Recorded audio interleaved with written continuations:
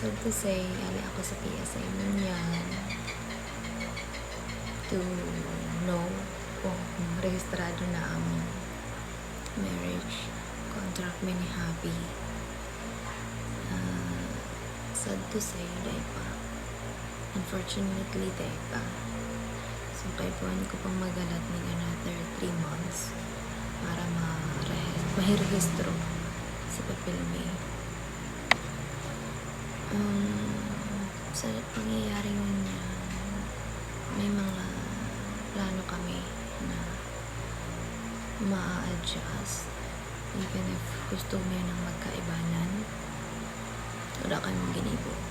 So, may plano kami sa bulan na magkaibahan, pero hindi siya mangyayari. Kaya magiginibo, hindi siya magiginibo. So, ang dapat mo nilang gibuhin isang magalat dawa kay paano i-adjust. Pero naiintindihan niya, naiintindihan ko man ang sitwasyon. So, alay talaga siyang i-process. Lalo na bago kami sa Metro Manila naka-star. Pero, nagsisisi ako. Today ko siya pinabilis. I mean, like, pwede siyang mapabilis. Pero, kaya ako na-inform na kaya kuhan pala. Or, pwede siya. Akala ko pwede pa siyang magibuhan ng pagi after kong magaling sa City Hall tapos sa PSA.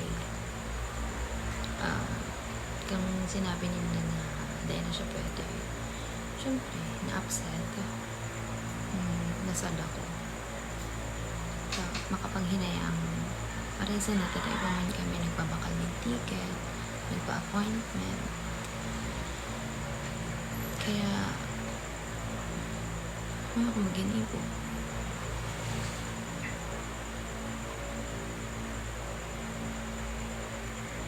Sana lang sa susunod na plano may tayo na siya mabago ulit kasi nakakapanghinaya, nakakawara din ng gana. I mean,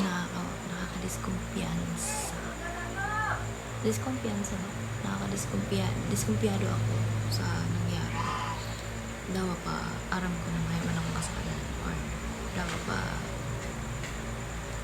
may kasalanan. Pero still, gusto ko lang makaibanan si Happy, kaya naglo-look forward ako. Pero kaya ako maganibo. Yan lang mo lang i-update ko sa inyo. Kasi sad talaga ako. Nakakauyaw. Pero ganong kauyaman ko, may man akong ginibo.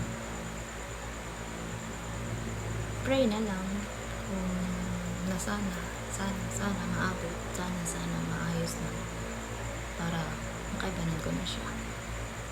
So, ma-update kiraray ako sa mga pangyayari or sa mga mangyayari. So, bye-bye.